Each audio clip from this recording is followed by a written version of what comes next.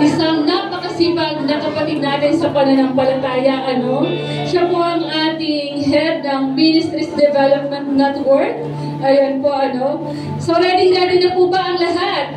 Palakpakan po natin ang Diyos sa buhay po ni Sister Marlene Marfil. Praise God!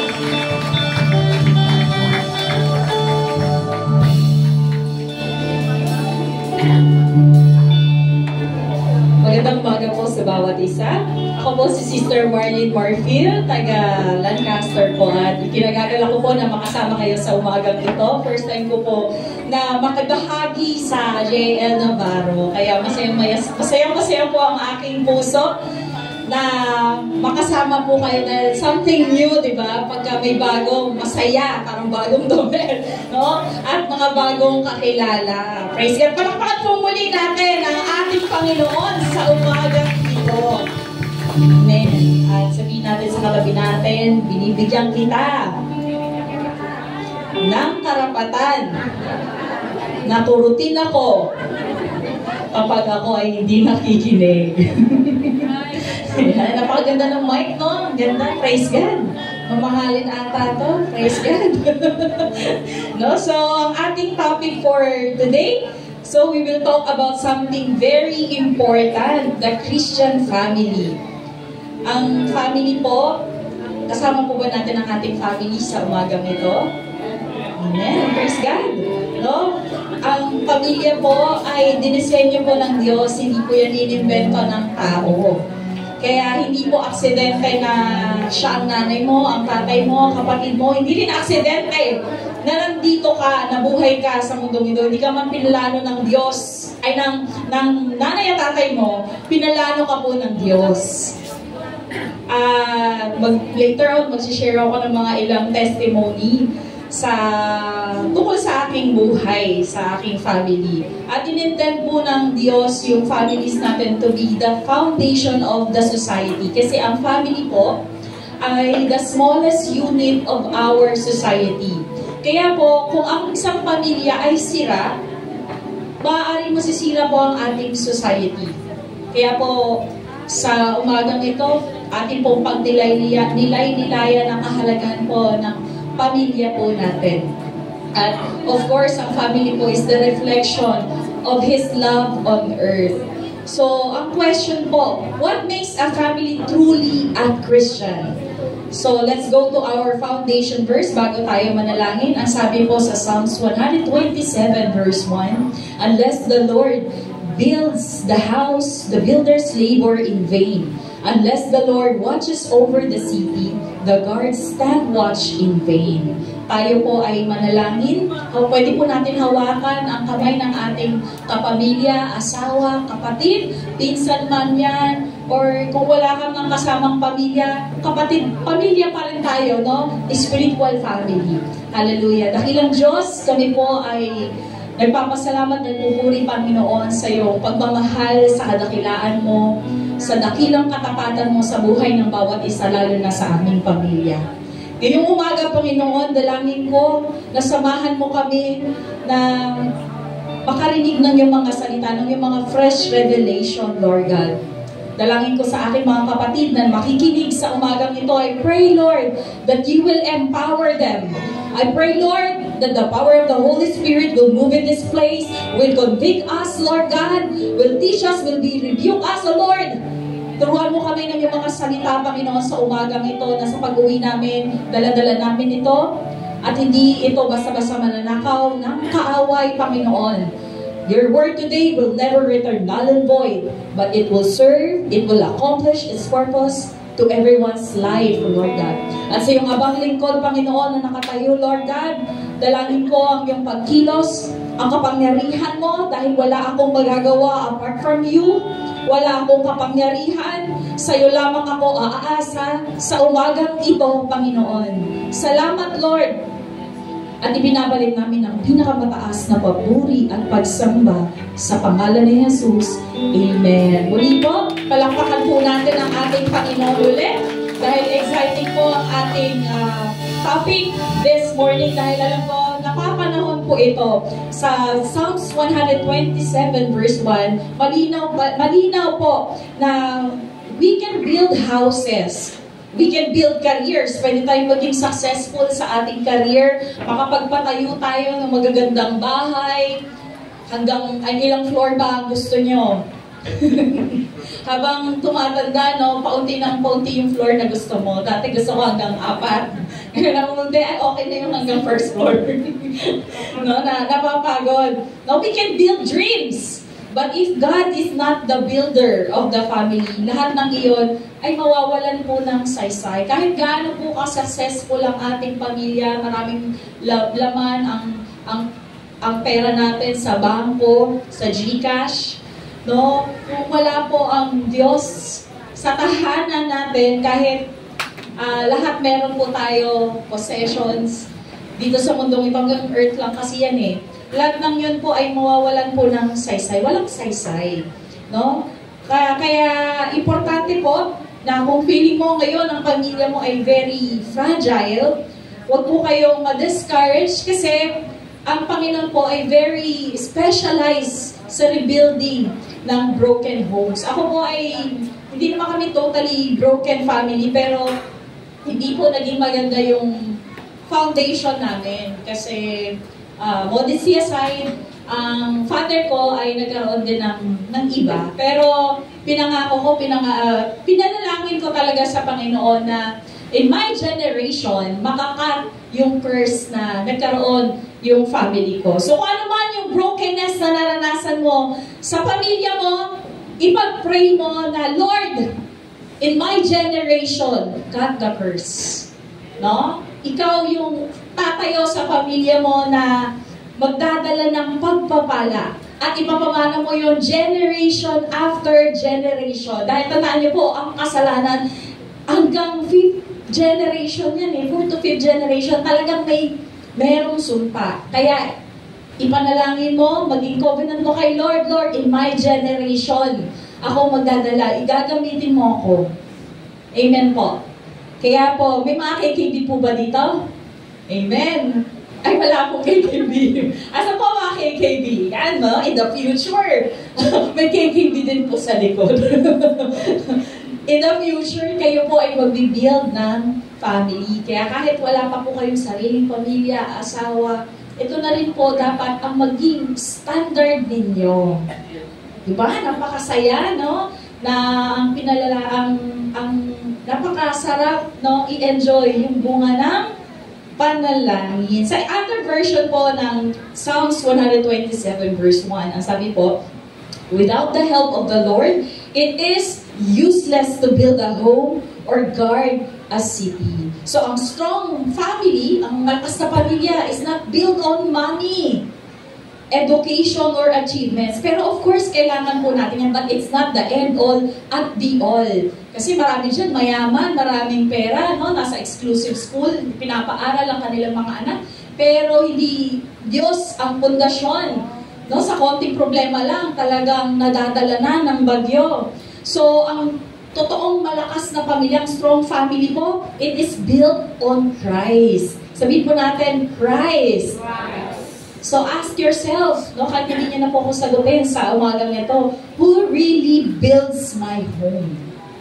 Am I relying on my own strength? Or am I letting the Lord take over? Yung mga pagnilay-nilayan po natin na question sa umagang ito. Ang sabi po ni Alban Douglas, ito, paki-flash po sa next slide. Ang Christian Family Explained. It is an institution where parents are bound together by Christian love, where children are welcome and scripturally instructed, and the Lord is not only the head of the family, but the actual head, where parents and children gather daily for family worship.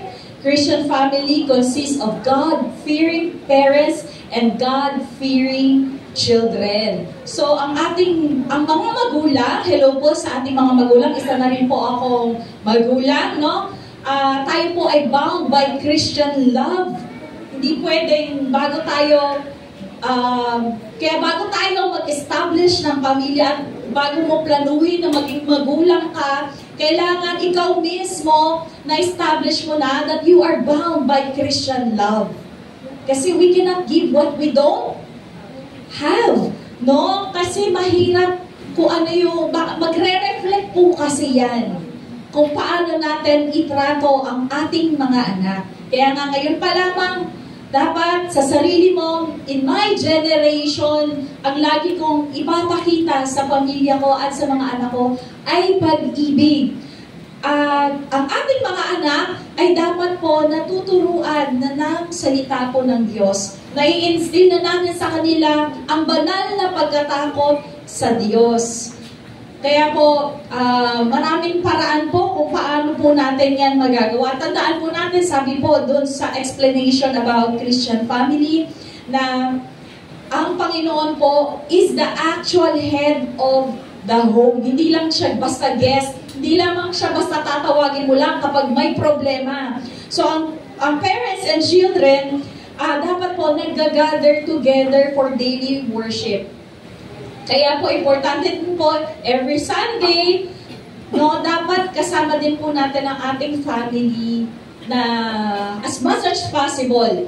No, kung kaya naman po. Kasi iba, syempre, iba na kasi ang panahon ngayon. Iba, may work na rin talaga every weekend. So, as much as possible, kailangan i-desire natin na may time talaga tayo to worship together. Ang ginagawa ko sa anak ko, kadalasan bago pumasok sa eskwelahan para ma-boost yung confidence niya, niyayakap ko siya at pinagpipray ko. Lagi kong binubulong, yung pag-pray ko sa kanya nakatutok talaga sa tenga niya para maintindihan niya talaga kung ano yung desire ng heart ko para sa kanya. At syempre, desire ng Lord para sa buhay niya na magkaroon siya ng wisdom, ng banal na pagkakataon. Huwag siyang gagawa ng kalokohan sa school na mapapatawag ako sa principal's office, ano? So, ayun po, pinaparamdam ko talaga sa kanya na huwag gumawa ng mga bagay na hindi na ayon sa kalooban ng Panginoon.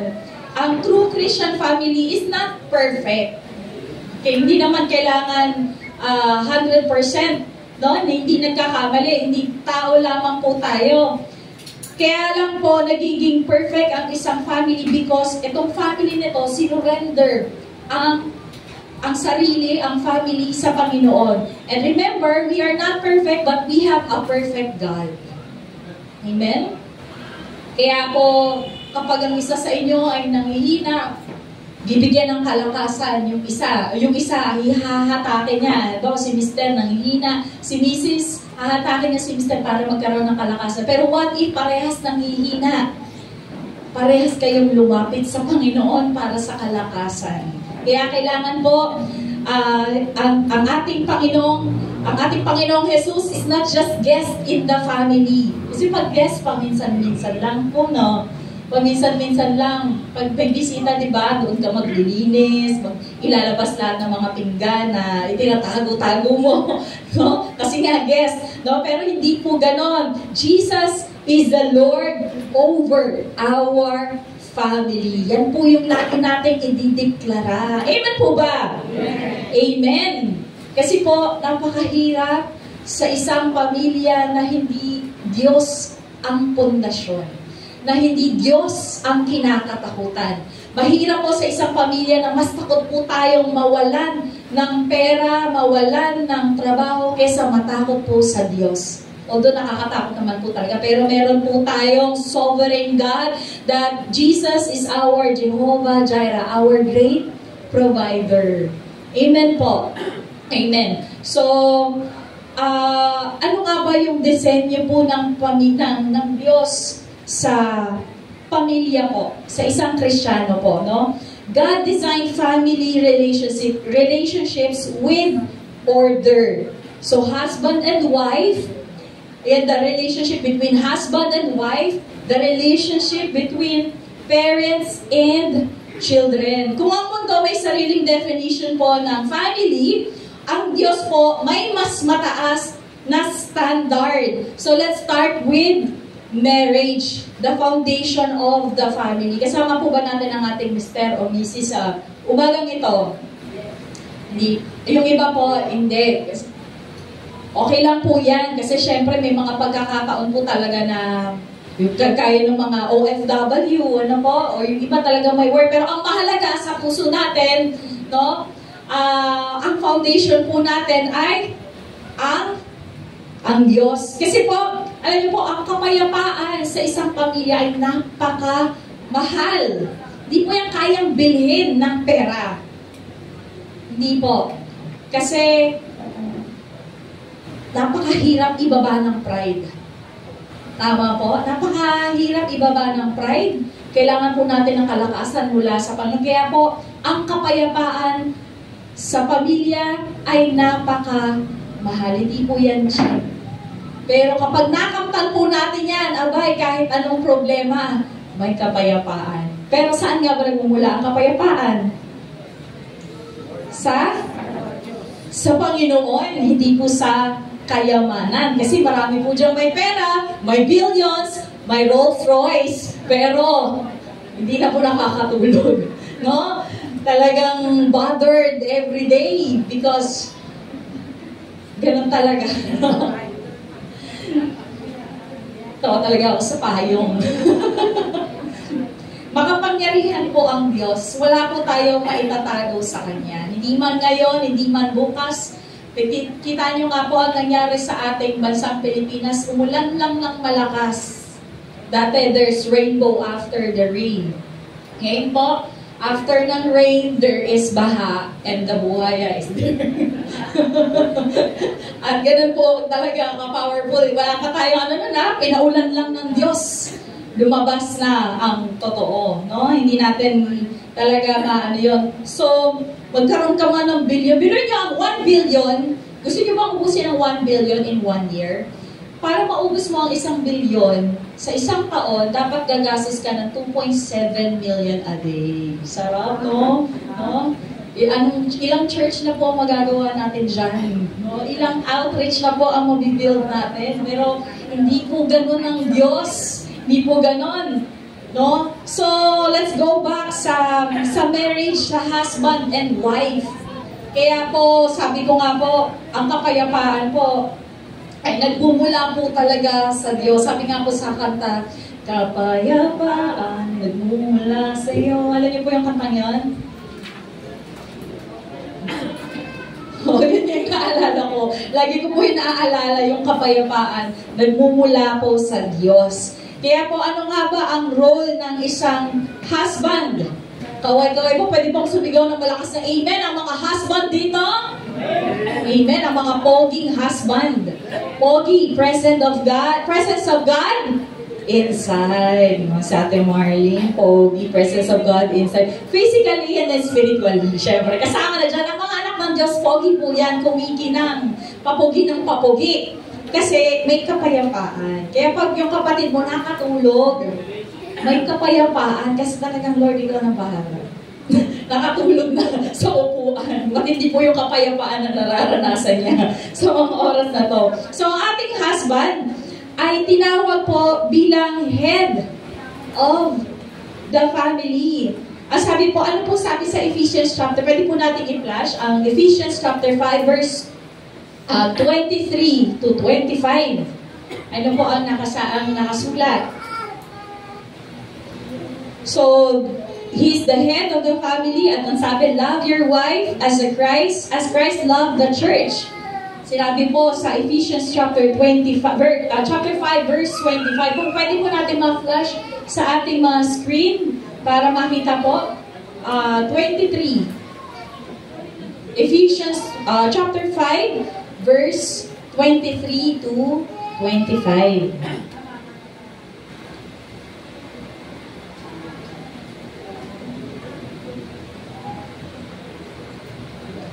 So, habang inaantay po natin, ang husband po is the priest of the family. Sila po yung spiritual leader natin sa ating tahanan. So, sila po dapat ang nag-lead the prayer, ng worship. Ang leadership po is not, for the husband is the head of the wife as Christ is the head of the church, His body of which He is the Savior. Sa 25, verse 25 naman,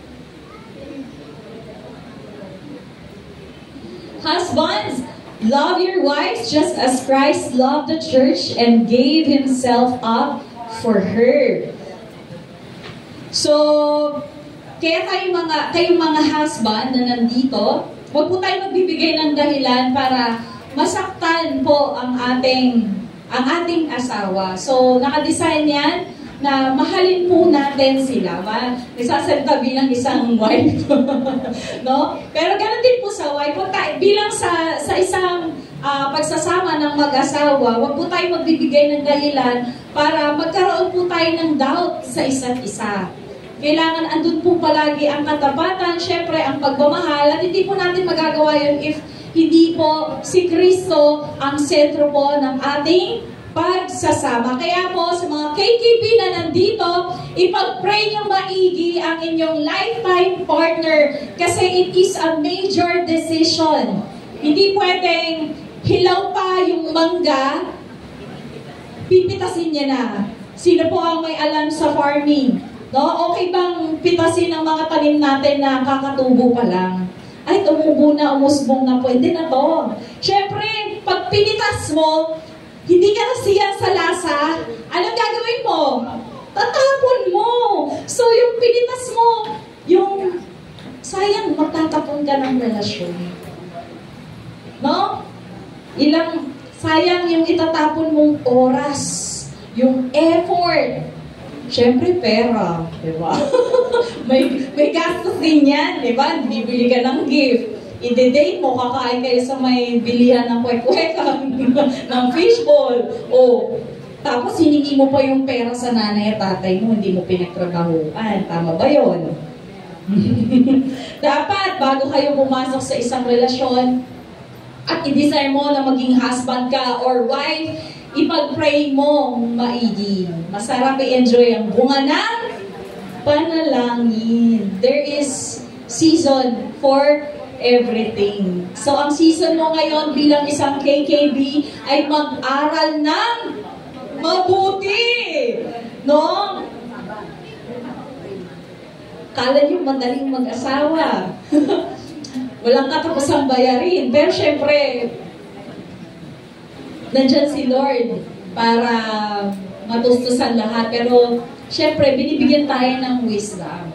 So, ipag-pray nyo ang inyong magiging lifetime partner. Kasi syempre, ito rin po ang, kung sino man ang inyong magiging lifetime partner, of course, may effect din po yan kung paano kayo magpapatuloy na maglingkod sa Panginoon. Tama po ba? Para sa kikipi ata to. No? So, kasi syempre sa KKB may panahon pa sila. No? Sa KKB sa YN, marami pa kayong time. Mas marami pa kayong time. No? Na ma-enjoy yung paglilingkod sa Panginoon na wala kayong iintindihing baby, hindi kayo magpamadali, no? Hindi sumasakit yung balakang nyo, yung tuhod nyo, di ba? No? So, going back sa leadership ng isang husband, of course, mamaya pag uwi sa bahay, sasabihin sa wife nyo, oh, ako leader ha, hindi po ganon, sumunod ka sa akin, hindi po ganon, no? Ganon. Sabi, sa preaching leader ako. Ang leadership po na tinutukoy dito is not dictatorship. No? It is a sacrificial love. Ililid natin ang ating pamilya sa paanan, no, ng ating Panginoon. Kaya nga po ayon sa survey, no, kapag ang tatay ang unang nakakilala sa Panginoon, talagang magdadala niya ang kanyang pamilya. Ang tatay ko po noon, nung siya po ay dati pong talagang mananampalataya po siya. Talagang siya po yung unang nagdadala sa amin sa church. Naalala ko yun, parang edad, siguro grade 1 ako noon. Dinadala kami sa isang room din na ganyan. No? Tapos, garahe po yung church ngayon. So talagang nadadala niya kahit mama ko, sagradong katoliko po yun eh. Talagang, kasi sa Visayas part, ang madaming ang madaming number ng religion is Catholic, di ba? So talagang nadala niya talaga nanay ko. Kasi madaming may bumibili na, may collection po yun ng rosary. At nag-i-invite pa yun ng mga altar, yung mga rebuto nung sa bahay. Pero nung papa ko po ay nakakilala sa Panginoon, talagang dala po kaming lahat.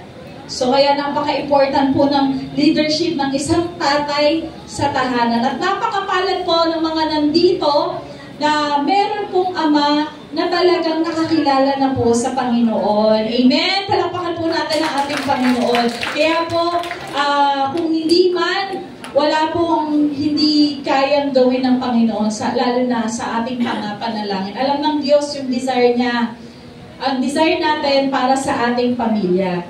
So, sa wife's role naman, ano nga ba ang role? Pwede po bang sumigaw ng amen ang mga wife dito?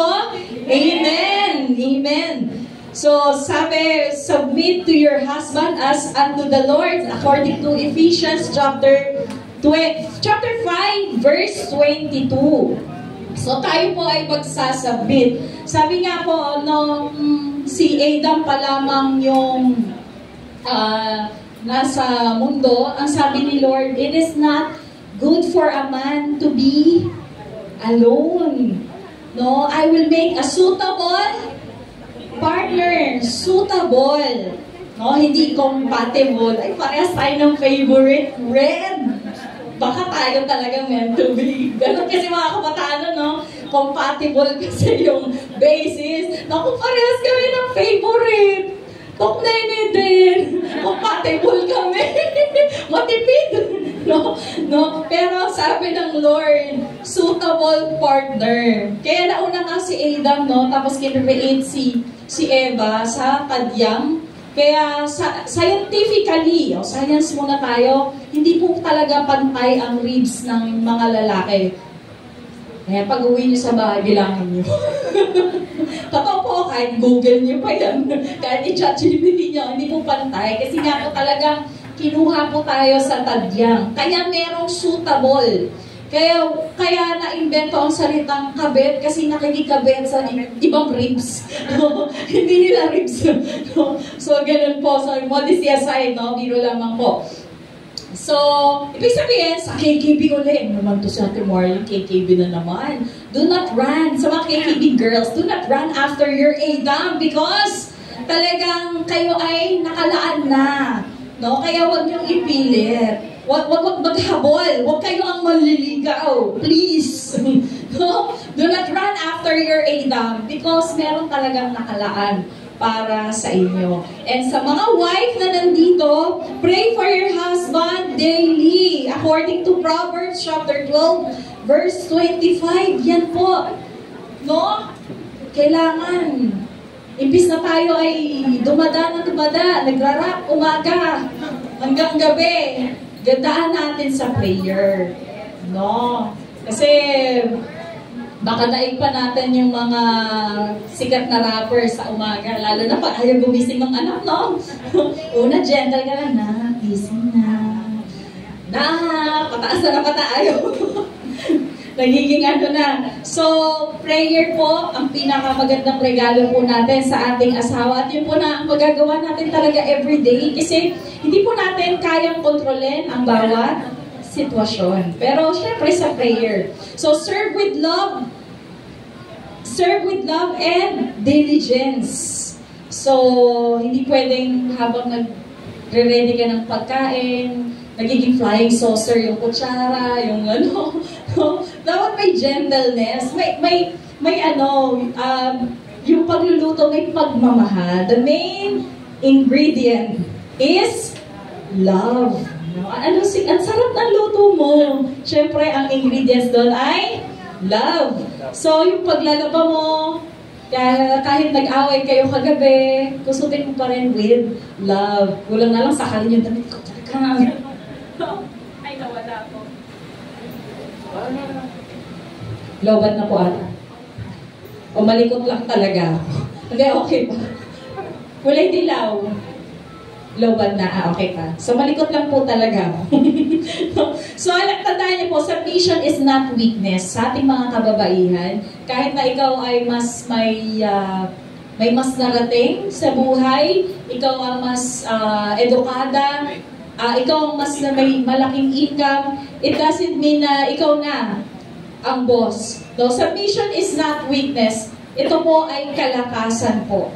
Kasi ang pride po ang magpapahina po sa atin. lalo na sa pagsasama natin sa ating mag-asawa, no? Husbands, love your wives. So wives, support your husband. Together, honor Christ in your marriage. Palakpakan po natin ang ating Panginoon. So ano po ang role ng isang parent? Ang parents po, sa kanyang mga anak, no, kailangan nating mahalin ang ating mga anak unconditionally. Pero it doesn't mean na ang pag-ibig na yan, kahit mali na, ay ipokonsenti po natin. So, discipline in love. So, kailangan may disiplina pa rin. Train them in the Lord. Sabi sa Proverbs chapter 22 verse 6 and Ephesians chapter 6 verse 4. So, ang parenting po, hindi lamang ito patungkol sa pagpo-provide po natin. Alam ko po na talagang we need to hustle. We need to work kasi kailangan may tuition fee, ang dami, no? Pagkain, everyday pa nga lang, ang daming gastusin. Pero, hindi lamang patungkol doon yung pagiging magulang po natin. It is about discipling. Okay? So, bago po tayo mag-disciple ng ibang tao, dapat sa loob ng tahanan, tayong mga magulang, na-disciple na rin po natin ang ating mga anak. Nadidisiplina, natuturuan na rin po ng salita ng Panginoon, at natuturuan na pong manalangin. Kasi mahirap po tayo tumatayo bilang isang lingkod ng Diyos na hindi po tayo isang mabuting halimbawa na magulang. Remember that your family is your first ministry. Amen po ba? Amen. So, if you feel tired or guilty bilang magulang, remember that God will equip you with wisdom and grace. Grasya ng Panginoon. So, ang mga anak naman, kaway-kaway sa mga anak. Asan po ang mga anak? Mga anak, wala po hatang mga anak. Siyempre, anak pa rin po tayo. Pero once yung mga kabataan, siyempre, no? Ang children po, dagdag ko rin po sa ating mga magulang, do not exasperate our children. Kasi huwag natin bigyan ng payo yung magte-trigger. Bigyan natin ng, magpakita tayo ng magandang halimbawa po sa ating mga anak. Kasi mahirap po magpasunod pag hindi po nila nakikita po sa atin. Tama po. Kaya po sa mga KKB uli, ipag-pray mo na, Lord, pagdating ng panahon, gawin mo akong mabuting magulang. No? May banal na pagkatao na makikita po ng aking magiging anak, yung reflection po ni Kristo. Kasi ang sarap, no, sa isang pamilya na si Kristo po ang sentro, na kahit sakto lang po yung ating pera, pero andun po ang Diyos, may kapayapaan. No? Kasi ang hirap po na, kasi ang possession po, earthly things, hanggang earth lang po yan. No? Ang i-desire po natin, pang eternity. No? So, ang role po ng mga anak, obey and honor your parents. Ang sabi po sa Ephesians chapter 6, verse 1 to 3. And respect and love them. So, pwede mo bang yakapin yung nanay mo ngayon? O yung tatay mo ngayon, kung katabi mo? Ayan, napakapalad niyo po, no? Kung kasama man ninyo ang inyong nanay at tatay sa umagang ito, napakapalad niyo po, napaka-bless niyo po. Siyempre, di ba, you have time na nakakasama sa iglesyang ito. So, honor your parents. Ay, ito po ang magdadala ng pagpapala at mahabang buhay. Kaya mga anak, obey your parents. Huwag kayong sumagot ng pabalang. Alam mo, ako po bilang magulang, talagang nasasaktan po ako kapag nagkakaroon ng tantrums ang mga anak ko. No? Pero, syempre, dahil bata pa, kailangan natin ma-control yung emotions nila kasi hindi pa nila alam kung paano i-drive yung emotion, no? Ganun pa lamang, no? Parang nalulukod ako, huwag sanang ganito paglaki. Pero kasi pag bata, kailangan mahubog mo na kung paano i-handle yung tantrums, yung emotion, huwag mong sasabayan. Pero mga anak, simple obedience, no? Kailangan, hindi lamang pagdating sa bahay, let's be sensitive enough Ano ba yung pwede kong maitulong sa nanay ko? Baka meron pang tutupiin. Baka 2 weeks na yon. Kasi nga, sa dami ng ginagawa ng nanay, di ba? May labahan, o may automatic washing machine naman eh. Biro lang. May, ano, no? So, nagluto nanay mo, anong dapat mong gawin? Kumain. Maghugas ng plato, di ba? Tulong-tulong. Kasi ang pamilya, teamwork po yan. Ang hirap tumakbo pag nanay lang yung gumagana. Baka mapundiyan at mapagod. Diba? Ang ating mga nanay ay ilaw ng tahanan, ang ating mga tatay ay haligi ng tahanan. So, napaka-importante. So, kayo, ang desire ng mga magulang sa inyo ay makita na kayo ay maging matagumpay sa buhay, makapagtapos ng pag-aaral, makahanap ng maayos at desenteng trabaho. Amen po. Wala na, talagang yan. At makita ng magulang, lalo na mga Christian parents, makita niya yung anak niya na kasamang naglilingkod sa Panginoon na hindi kailangan pilitin. No? Yan yung mga desire. So, diyan, masaya na ang magulang. Amen po ba sa mga magulang dito? No, makita lang makapag-apos, makitang nakatoga, makahanap ng work, at higit sa lahat, makitang naglilingkod sa Panginoon. Hindi mo na kailangang hilain pa. Yan na yung best answered prayer ng mga magulang. At syempre, magkaroon ng maayos din na pamilya, asawa. Kaya po, sa edad po ng anak ko ngayon, pinagpipray ko na, Lord, bigyan mo ng yung godly spouse. Pinagpipray ko na yan, no? Aga naman. Pero syempre, di ba, kailangan as early as possible. Kasi dinisenyo naman talaga ng Diyos, dinisenyo ng Diyos ang tao na talagang magkaroon ng pamilya. Gift kasi ang pagiging single, celibacy, no? Unless gift mo talaga yon, gusto mo maging single, parang si Paul. Pero talagang dinesign ni Lord ang family. So, ano po ang nagiging challenge ng Christian family?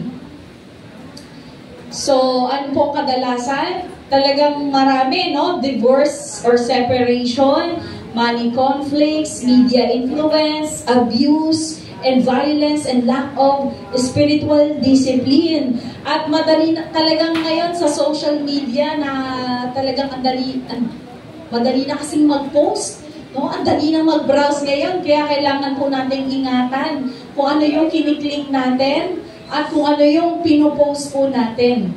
At bago po, sa mga KTV uli, ang money issue, dapat bago kayo magpakasal na pag-uusapan na yan.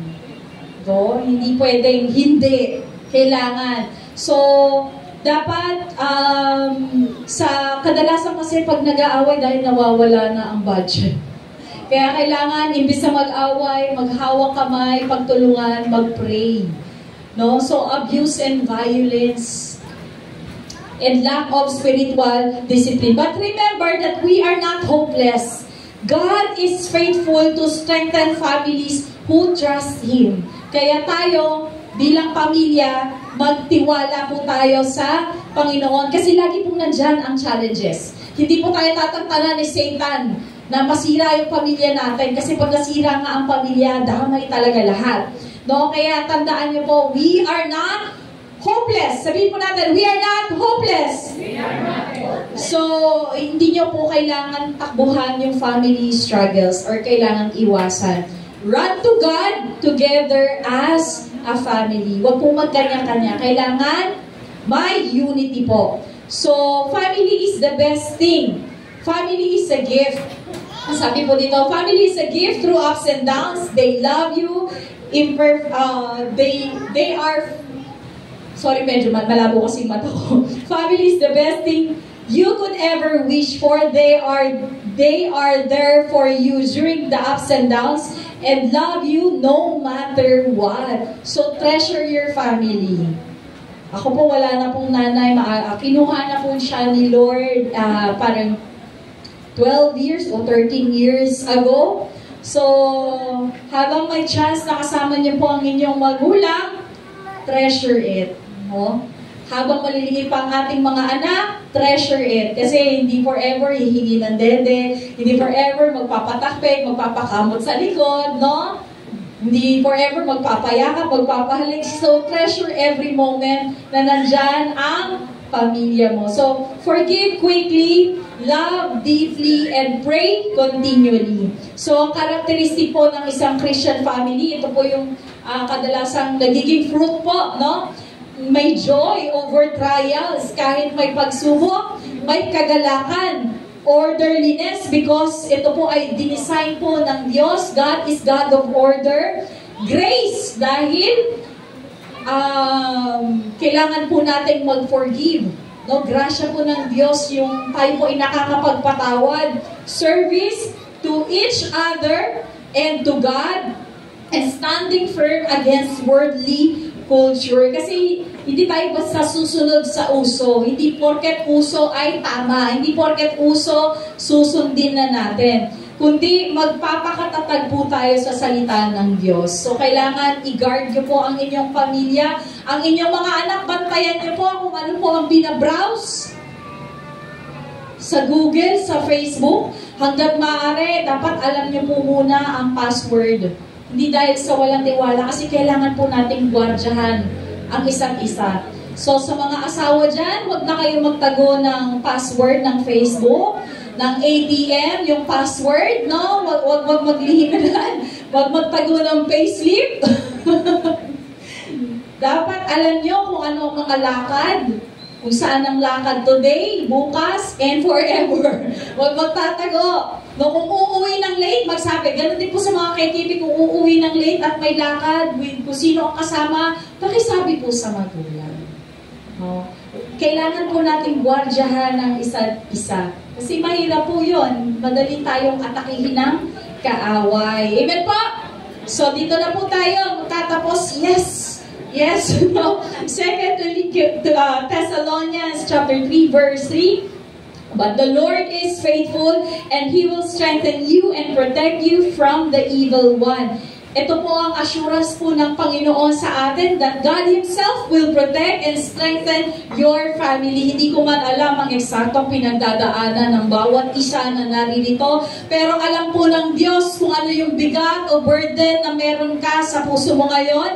Huwag kang mag-alala kasi palalakasin ka po ng Diyos. Andyan po ang Diyos para ingatan ka, proteksyonan ka. At ang ating conclusion, Christian families are held to higher standard than others, but to a higher than of God. So, God's standard is husbands love, wives submit with grace, parents disciple your children, children obey your parents, and families let Christ be the true Lord of the home, because Jesus is Lord over our family. So, if your family is struggling today, remember na dapat mo nang isurrender kung ano man yung challenge na meron ka. Surrender it to the Lord.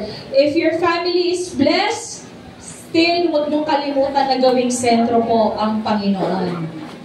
Ang sabi po, deklara po natin Joshua 24:15. As for me and my house, we will serve the Lord. Ulitin po natin, as for me and my house, we will serve the Lord. Pwede po natin bang tumayong lahat at samahan po natin ang ating kapamilya. Kung wala po ang iyong family sa mga oras na to, pwede niyo pong lapitan yung pinakamalapit sa inyo sa umagang ito. At i-commit po natin ang ating family na kayo po, sabi po, as for me and my house, we will serve the Lord. I-commit natin sa Panginoon na patuloy po tayo magtitiwala, na patuloy po nating gagawing sentro ang ating Panginoong Diyos, no matter what. At kung ano man ang pinagdadaanan mo, still, mag-commit ka pa rin sa Panginoon. At i-give up mo yung mga burdens mo sa Diyos. God is in control. God is a sovereign God. God is our Jehovah Jireh, our provider. God is our healer, Jehovah Rapha. God is our peace. Hallelujah. Samahan po natin ang ating worship team to sing this song, With All I Am.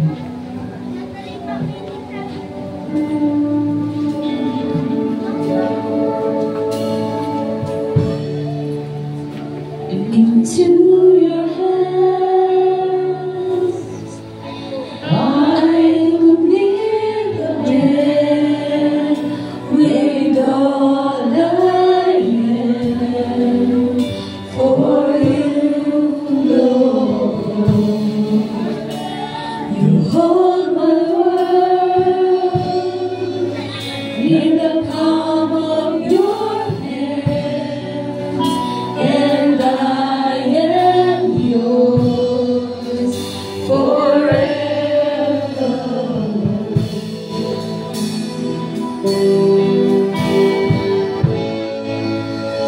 In Jesus I believe,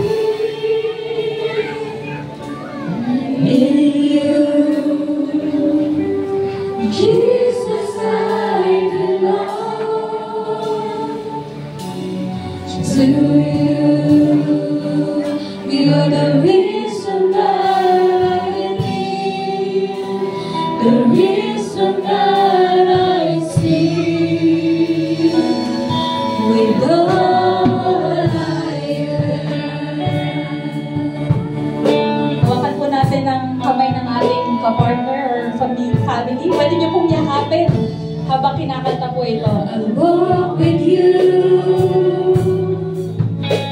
wherever you go, to the distant shore. I trust in you.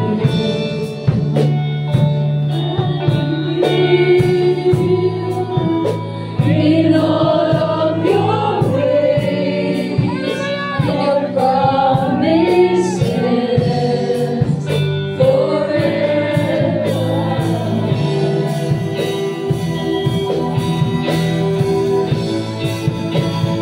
Jesus, I believe in you. Jesus, I belong to you.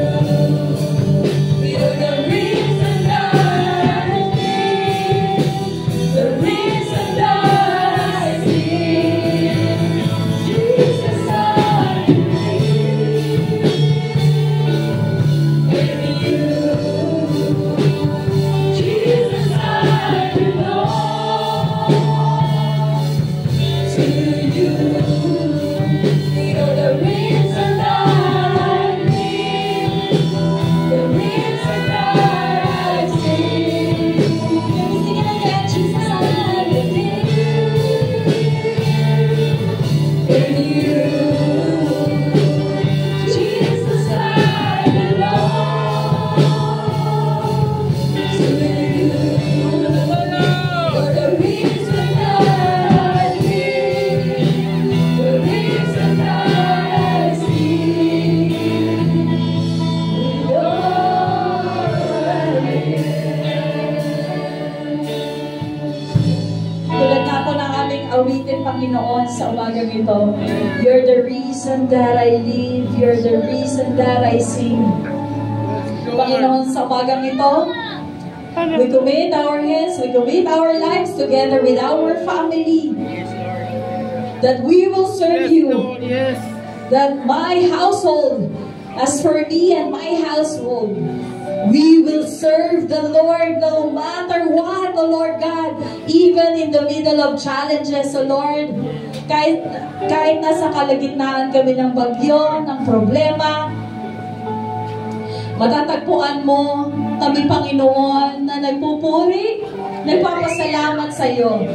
Kaya naman sa mga oras na to, ang mga pamilyang nandito, Panginoon, ay patuloy niyo pong panghawakan, Lord.